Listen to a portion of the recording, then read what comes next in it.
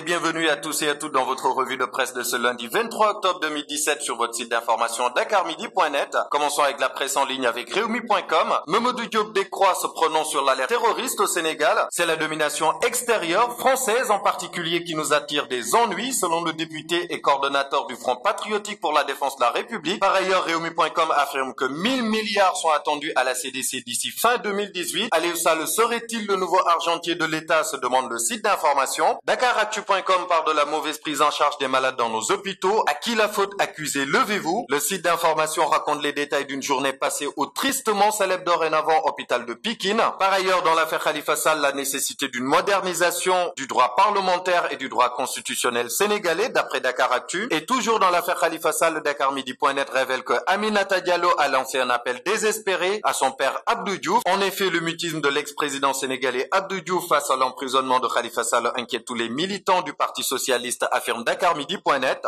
D'autre part, réfection des routes, nettoiement et assainissement à Touba pour les préparatifs du Grand Magal. Le khalife général satisfait de Ecotra bénit le geste d'Abdoulaye Sylla. Dans presseafrique.com, Moustapha Cissé Lo annonce sa candidature pour la mairie de Dakar. Selon le site d'information, le vice-président de l'Assemblée nationale veut les fauteuils de Khalifa Sall et de Moustapha Niasse. Presse-Afrique annonce également un grand rassemblement ce 28 octobre pour la libération de Khalifa Sall à partir de 15h à la place de la Nation. Après la phase judiciaire, c'est celle de la contestation, affirme presseafrique.com. Dans cnenews.com, démocratie au Sénégal ont besoin de nouveaux souffles. À l'initiative de la fondation Friedrich Ebert, une conférence publique sur le thème Le Sénégal est-il en panne de démocratie s'est tenue samedi dernier. Les observateurs des universitaires, membres de la société civile et journalistes ont dressé le bilan contrasté de l'évolution de la démocratie au Sénégal. Dans Sénéweb.com, Cher Kanté recadré. En effet, le nouveau directeur général du port Aboubakr Sadir Bey a suspendu toutes les décisions prises par son prédécesseur Cher Kanté après son remplacement le 11 septembre dernier. Le site d'information affirme qu'une note interne sera publiée dans ce sens ce lundi au port autonome de Dakar. Un autre ministre débouté dans Actusen.sn, Abdoul Yahya Kane rejeté à Touba, venu présider la remise de matériel du nettoiement pour les préparations du Magal édition 2017. Le ministre de la gouvernance territoriale a été victime d'attaques du député Abdullah Hadsek et du maire de la ville Abdullah Hadkar, raconte Actusen. Place à la presse écrite dans le quotidien Le Soleil, expulsion de Khalifa Sall et compagnie. Dans l'évidence, Thiès alerte Macky sur la nécessité de la réorganisation de son parti dans la capitale du rail s'il veut remporter les prochaines élections dans la ville. À part Siredia, Abdou Mbow et Mamadou Tine ne sont pas appréciés par les Thiessois. Dans l'As quotidien, le khalife général des Tidjanes, Serigne Baye Sy Mansour, prévient le président Macky Sall, évitez de vous faire des ennemis. Le khalife donne également son avis sur la politique du président, c'est dans l'As quotidien. Dans l'Observateur, premier vol commercial de Air Sénégal SA prévu le 7 décembre prochain. L'IATA bloque Air Sénégal. Un des 15 pilotes de la compagnie claque la porte. Sur le pif, l'État cache son jeu. Par ailleurs, un cocktail explosif dans le journal Enquête qui présente un dossier sur l'éducation nationale, les indemnités et les rappels dus aux enseignants. Le journal révèle les mots de l'éducation nationale pour cette année. D'autre part, Dakar Times révèle les dessous d'un scandale dans l'affaire des médicaments frauduleux. Les enquêtes douanières ligotées, titre le quotidien. Le Témoin révèle que le groupe terroriste Ansar Dine voulait frapper le 4 avril et la Tabaski au Sénégal. Ces deux projets ont été déjoués par les services de sécurité sénégalaises. Dans Vox Populi, un drame insoutenable est survenu à Grand Dakar. Une fillette de 3 ans et demi meurt la tête coincée dans la grille d'un balcon.